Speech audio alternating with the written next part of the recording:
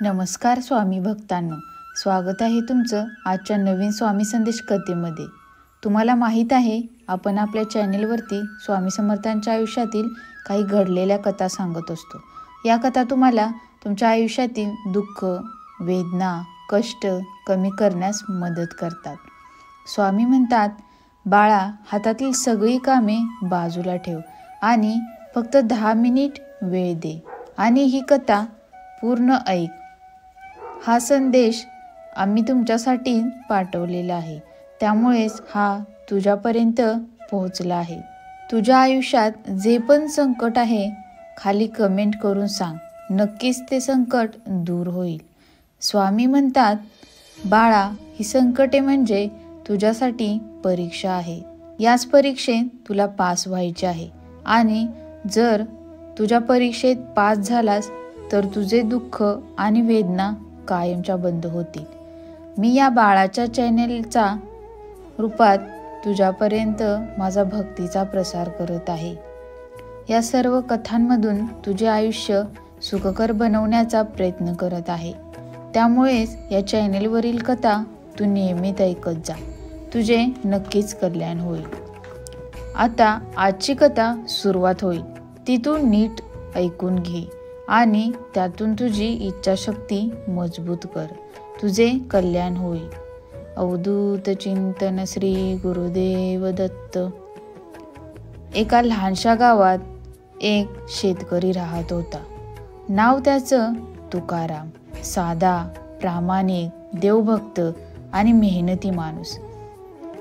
पण त्याच्या आयुष्यात सुख नावाची गोष्ट जणू हरवलीच होती। पाऊस आला तरी दुःख, पाऊस नाही आला तरी दुःख। शेती केली की पिकं वाळवायची, बाजारात गेले की भाव पडायचे आणि घरात रोज नव्या अडचणी यायच्या। तुकारामच्या अंगावर 2 जुनी धोतरी आणि घरात फक्त एकच चूल। बायको सावित्री तिच्यासोबत रोजचं काम करायची, पण तिच्या चेहऱ्यावरही नेहमीच काळजी असायची, कारण 2 मुलं, गण्या आणि छोटा कृष्णा, यांचं पोट भरायचं, शेतात काम करायचं आणि उधारीची रक्कम फेडायची। हे सगळं एकट्या तुकारामावर होतं। एका वर्षी गावात दुष्काळ पडला। आभाळ काळं झालं नाही, पावसाच्या एका थेंबाची चाहूल नाही। शेत फुटली, जनावरं पाण्यासाठी तडफडू लागली। तुकाराम दररोज देवळात जाऊन नमस्कार करायचा, हात जोडून म्हणायचा, देवा, तू पाणी दे, माझं पीक वाचव, माझ्या लेकरांचा जीव बघ। पण काही फरक पडत नव्हता। गावातले लोक म्हणायचे, तुकाराम, हे सगळं कर्म आहे रे, देवाला दोष देऊ नकोस। पण तुकारामाच्या मनात श्रद्धा होती। तो म्हणायचा, देव उशिरा का होईना पण न्याय देतो, माझ्या श्रद्धेचा परीक्षा चालू आहे। एक दिवस सावित्री म्हणाली, अहो, आता आपण काय करायचं? घरात अन्न नाही, मुलांना उपाशी झोपवायचं का? तुकारामच्या डोळ्यात अश्रू आले, पण तो शांतपणे म्हणाला, सावित्री, अजूनही माझा विश्वास आहे, श्री स्वामी समर्थ आपली सोडून जाणार नाहीत, ते पाहत आहेत। जेव्हा वेळ येईल ते स्वतःच आपल्याला उचलून धरतील। त्या रात्री तुकाराम खूप थकलेला होता। अंगणात गार वारा चालला होता आणि तो तसाच झोपला। झोपेत त्याला एक विचित्र पण शांत स्वप्न पडलं। त्याने पाहिलं की एका तेजस्वी प्रकाशातून एक साधू येतात। मोठी जटा, कापडी वस्त्र, डोळ्यात अपार तेज, आवाज ऐकू येतो, तुकाराम, चिंता करू नकोस, मी आहे ना, मी श्री स्वामी समर्थ बोलतोय, श्रद्धा ठेव, तुझं दुःख आता संपेल। तुकाराम घाबरून उठतो, अंगावर शहारे येतात। तो बायकोला उठवून सांगतो, सावित्री, सावित्री, मी स्वामींना पाहिलं, ते माझ्या स्वप्नात आले। सावित्री म्हणते, कदाचित तो आपला भाव आहे, देवाने आपल्याला आशेचा किरण दाखवला। त्या दिवसानंतर तुकारामची श्रद्धा अजून वाढली. रोज सकाळी तो शेतात जाण्याआधी स्वामींचं नाम घेत असे. अक्कलकोट निवास श्री स्वामी समर्थ. एक दिवस तुकाराम शेतात बसला होता. पिकं वाळलेली पण मनात श्रद्धा. तेवढ्यात एक अनोळखी वृद्ध माणूस येतो. पांढरे केस, लांब काठी आणि चेहऱ्यावर तेज. तो म्हणतो, बाळा, खूप त्रास होतोय का? तुकाराम म्हणतो, हो बाबा, पण श्रद्धा आहे की एक दिवस स्वामी माझं ऐकतील.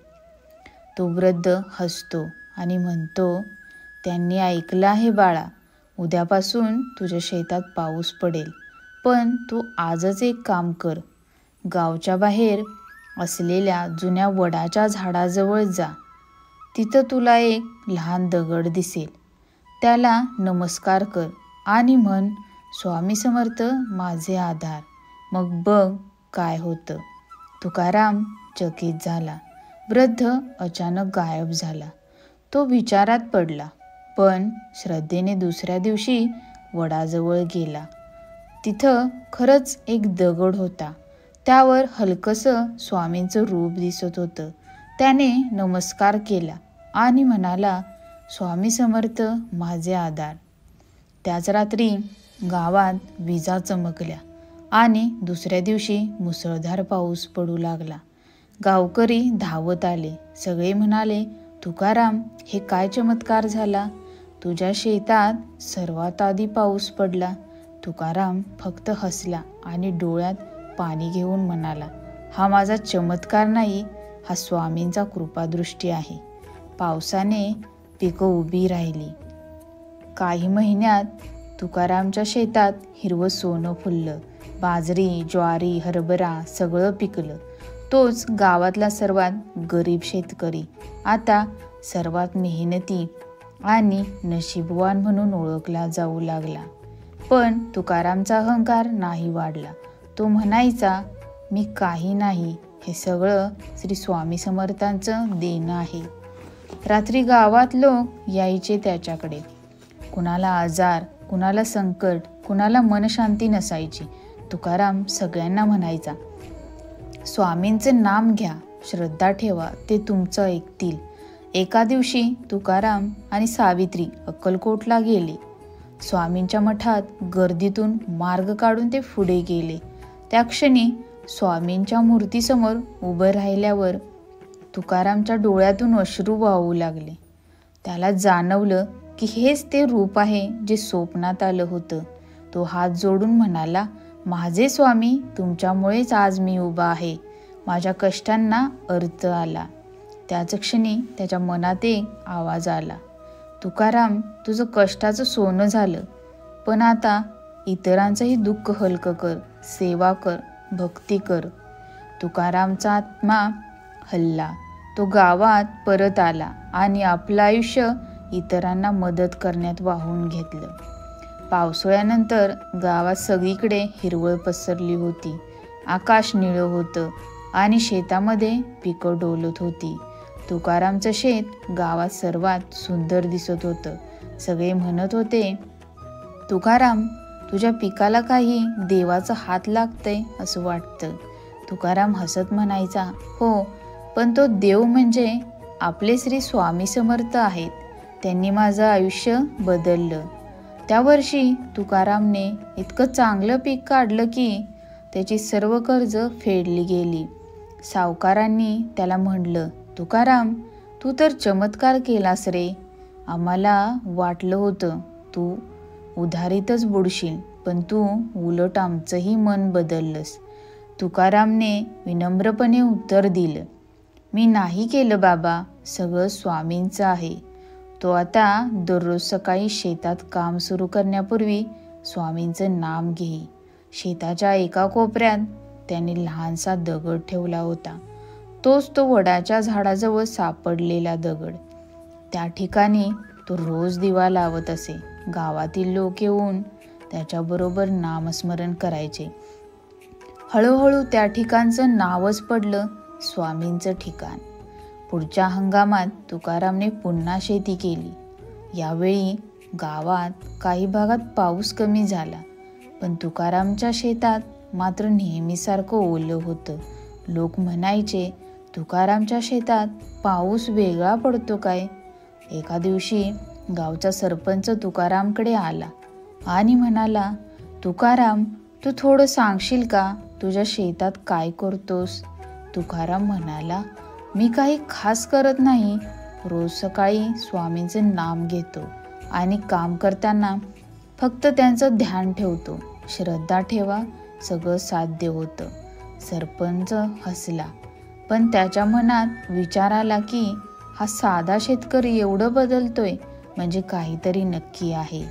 एके दिवशी गावातल्या व्यापाऱ्याने तुकारामचं धान्य पाहिलं आणि म्हणाला, तुकाराम, तुझं धान्य सोन्यासारखं आहे.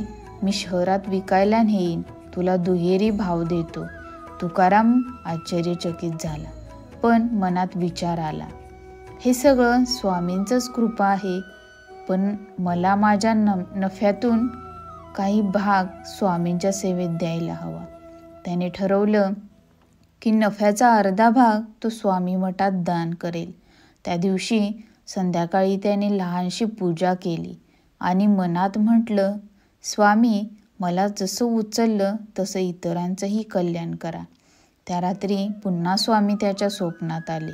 ते म्हणाले, तुकाराम, आता तू माझं खरं कार्य सुरू कर. तू फक्त स्वतःचं नव्हे तर इतरांचं आयुष्य बदलण्यासाठी जन्मला आहेस. गावात एक मठ बांध, जिथं सर्व भक्तांना आश्रय मिळेल. तुकाराम उठला आणि सावित्रीला सगळं सांगितलं. ती म्हणाली, स्वामींची आज्ञा असेल तर आपण नक्की करूया.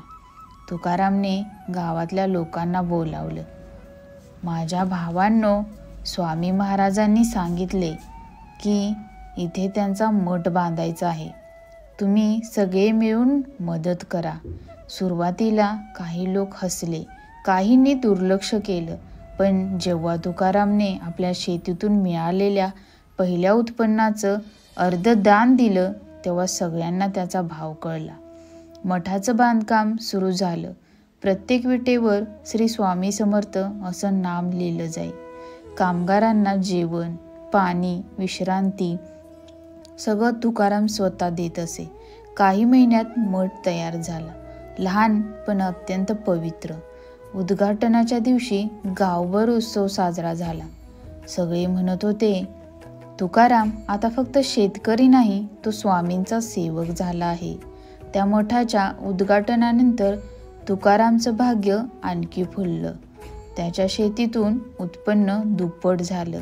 शहरातील व्यापाऱ्यांकडून सतत मागणी येऊ लागली. एका व्यापाऱ्याने तर त्याला शहरात दुकान उघडायला सांगितलं. तुकाराम म्हणाला, मी शेतकरी आहे, पण जर या मार्गाने इतरांना रोजगार देता आला तर हेही स्वामींचं कामच. त्याने काही तरुणांना कामावर घेतलं. हळूहळू त्याच्या धान्याचा व्यापार गावभर वाढला. तुकाराम आता श्रीमंत झाला, पण मन मात्र तसंच साधं होतं. तो म्हणायचा, स्वामींनी मला पैसा दिला, पण मी त्याचा गुलाम होणार नाही. मी त्याचा उपयोग भक्ती आणि सेवेसाठी करीन.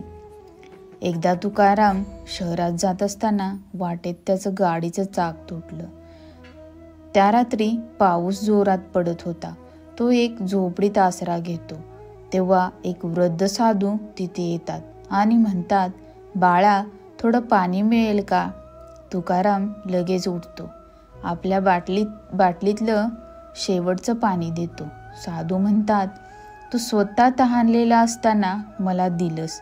तुकाराम म्हणतो, स्वामींच्या प्रत्येक रूपाला पाणी देणं म्हणजे त्यांना सेवा करणं. त्या क्षणी साधू गायब झाले. फक्त त्या जागी वाळूत ओम स्वामी समर्थ असं अक्षर उमटलं. तुकारामला कळलं ही पुन्हा स्वामींची परीक्षा होती. त्याच्या श्रद्धेची खात्री झाली होती. काळ गेला. तुकारामचा व्यापार वाढत गेला. त्याचं नाव दूर पसरलं. पण तो दर आठवड्याला मठात येऊन सर्व लोकांना जेवण द्यायचा. कोणी गरीब असेल, आजारी असेल, त्याला औषध, कपडे, अन्न दे. लोक म्हणायचे, तुकाराम आमच्या गावचा स्वामीच झालाय. पण तो म्हणायचा, मी काही नाही, मी फक्त त्यांचा सेवक आहे. एका दिवशी त्याने मठात सगळ्या गावकऱ्यांसमोर सांगितलं, पैसा हा साधन आहे, साध्य नाही. श्रद्धा आणि सेवा हेच खरं धन आहे. सगळे टाळ्या वाजवत होते आणि आकाशात गडगडाट झाला. जणू स्वामींनीही त्याच्या वचनाला अनुमोदन दिलं. गावात आता सगळ्यांच्या ओठावर एकच नाव होतं, तुकाराम भाऊ. एकेकाळचा गरीब शेतकरी आता गावातील सर्वात श्रीमंत आणि आदरणीय माणूस झाला होता. त्याच्या मठात रोज भक्तांची गर्दी असायची. जेवण वाटप चालायचं आणि श्री स्वामी समर्थ या जयघोषाने संपूर्ण गाव निनादायचं. पण हळूहळू त्या संपत्तीच्या आणि सन्मानाच्या ओघात तुकारामच्या मनात एक छोटासा अहंकाराचा बीज पेरला जाऊ लागला. एका दिवशी गावचा सरपंच आणि काही श्रीमंत लोक त्याच्याकडे आले. त्यांनी सांगितलं, तुकाराम भाऊ, तुम्ही आमच्यासाठी मंदिर उभं केलं, गरिबांना अन्न दिलं, सगळं गाव तुमचं नाव घेतं. तुम्ही आता गावाचे नेते व्हा. तुकाराम थोडासा हसला, पण मनात विचार आला, हो खरं आहे, मीच सगळं केलं. माझ्या प्रयत्नांनी आज हे सगळं घडलं. त्या रात्री पहिल्यांदाच तुकाराम स्वामींचं नाम न घेता झोपी गेला. दिवा विझला, पण त्याचं मनही थोडं अस्थिर झालं. त्या रात्री त्याला एक विचित्र स्वप्न पडलं. त्याने पाहिलं, मठाच्या समोर श्री स्वामी समर्थ उभे आहेत. ते म्हणत आहेत, तुकाराम, तू आता माझं नाम विसरतोयस का? तुकाराम घाबरला. हात जोडून म्हणाला, नाही स्वामी, तसं नाही, पण मी आता स्वतःवर विश्वास ठेवतो. स्वामींचे डोळे लाल झाले. ते म्हणाले, स्वतःवरचा विश्वास चांगला, पण जेव्हा तो माझ्यापेक्षा मोठा होतो तेव्हा तो अहंकार बनतो. लक्षात ठेव, ज्या झाडाने फळ दिली त्याचं मूळ विसरलं तर ते झाड कोरडं पडतं. तुकाराम घाबरून उठला. अंगावर घाम आला होता. तो मठात धावला, पण तिथं सगळं शांत होतं. त्याने डोकं झुकवलं आणि मनात ठरवलं, उद्या पुन्हा मी नामस्मरण सुरू करीन. पण सकाळी कामात, बैठकीत, व्यापारात एवढा गुंतला की ते ठरवलेलं विसरलं गेलं. काळ पुढे सरकत गेला. काही महिन्यांनी अचानक गावात वादळ आलं. पाऊस, वीज आणि गारांचा मारा झाला. तुकारामचं धान्यच गोदाम कोसळलं. व्यापारी व्यवहार थांबले आणि एका रात्रीत मोठं नुकसान झालं. गावकरी धावत आले, पण तुकारामच्या चेहऱ्यावर पहिल्यांदा भीती दिसली. तो हातात डोकं धरून बसला. सावित्री म्हणाली, स्वामींवर विश्वास ठेव, त्यांनी आपल्याला उचललं, ते पुन्हा उचलतील. तुकाराम म्हणाला, पण स्वामींनीच हे का होऊ दिलं? सावित्री शांत झाली. ती म्हणाली, कदाचित ही तुझ्या श्रद्धेची परीक्षा असेल. 2 दिवसांनी गावात एक साधू आला. जुने वस्त्र, डोळ्यात तेज आणि हातात एक भिक्षापात्र. तो तुकारामच्या मठात गेला आणि म्हणाला, बाळा, मला थोडं अन्न देशील का? तुकाराम थोडासा अस्वस्थ होता. नुकसान झालं होतं म्हणून त्याने सेवकाला सांगितलं, त्याला उद्या देऊ, आज माझ्या मनात शांतता नाही. साधू म्हणाला, शांतता नसते तेव्हाच सेवा करावी बाळा. तुकाराम त्याच्याकडे पाहतच राहिला. तो साधू म्हणाला, तुकाराम, संपत्ती मिळवणं अवघड नाही, पण ती मिळाल्यानंतर नम्रता राखणं हेच खरं तप आहे. तुकाराम काही बोलायच्या आत तो साधू निघून गेला. त्याचवेळी मठातील लहान मुलाने धावत येऊन सांगितलं, बापू, त्या साधूच्या जागी एक ओम स्वामी समर्थ लिहिलेले पत्र पडले. तुकारामच्या अंगावर शहारे आले. त्याला समजलं, स्वामी पुन्हा त्याला इशारा देत आहेत. दुसऱ्या दिवशी तुकारामने सगळ्यांना बोलवलं. तो मठाच्या समोर उभा राहिला आणि म्हणाला, माझ्या भावांनो, मी चूक केली. श्री स्वामी समर्थांच्या कृपेने मला सगळं मिळालं, पण मी क्षणभर ती कृपा माझ्या मेहनतीचं फळ समजली. तो माझा अहंकार होता. त्याने सगळ्यांसमोर हात जोडले आणि म्हणाला, मी आज पुन्हा नव्याने सुरुवात करतो. मी श्री स्वामी समर्थांचा केवळ सेवक आहे. त्याने गोदामाचं उरलेलं धान्य गरिबांना वाटून टाकलं. गावातील आजारी, उपाशी लोकांना अन्न दिलं. त्या रात्री मठात भजन सुरू झालं. अक्कलकोट निवास श्री स्वामी समर्थ. आकाशात पुन्हा गडगडाट झाला आणि विजेच्या प्रकाशात मठात श्री स्वामींचं तेजस्वी रूप क्षणभर दिसलं. सगळे भक्त थक्क झाले. पुढच्या दिवसापासून तुकाराम पुन्हा जुन्या स्वरूपात आला. साधा, नम्र, भक्तिभावाने ओतप्रोत. त्याने व्यापार कमी करून मठातील सेवा वाढवली. लोक म्हणायचे, तुकाराम पुन्हा पूर्वीसारखा झाला. पण आता त्याच्यात दैवी तेज दिसतं. तो म्हणायचा, जेव्हा मी केलं असं म्हणालो तेव्हा माझं सगळं हरवलं. जेव्हा मी स्वामींनी केलं असं म्हटलं तेव्हा माझं सगळं मिळालं. एका रात्री तुकाराम ध्यानात बसला होता. त्याच्यासमोर दिवा लुकलुकत होता. तेवढ्यात पुन्हा तेच तेजस्वी रूप प्रकट झालं. श्री स्वामी समर्थ. स्वामी म्हणाले, तुकाराम, आता तू समजलास. भक्ती हे केवळ नाम घेणं नाही, ती अहंकारावर विजय मिळवणं आहे. तुझं हृदय आता निर्मळ झालं आहे. आता तू माझा खरा दास आहेस. तुकाराम डोळ्यात पाणी आणून म्हणाला, स्वामी, माझं आयुष्य तुमच्या चरणी अर्पण आहे. माझ्यात काहीही नाही, तुम्हीच माझं सर्वस्व. स्वामी म्हणाले, जा बाळा, आता तू जिथं जाशील तिथं माझी कृपा तुझ्या पुढे असेल. असं म्हणून ते तेजस्वी रूप अदृश्य झालं. पण तुकारामच्या चेहऱ्यावर शांततेचा झरा वाहू लागला. तुकारामने अहंकारावर विजय मिळवला. त्याचं मन आता पूर्णपणे भक्तीत विलीन झालं होतं. गावात त्याचं नाव पुन्हा पवित्रतेने घेतलं जाऊ लागलं. स्वामी भक्तांनो, आजची कथा कशी वाटली नक्की सांगा. भेटू पुढच्या व्हिडिओमध्ये. तोपर्यंत श्री स्वामी समर्थ. धन्यवाद.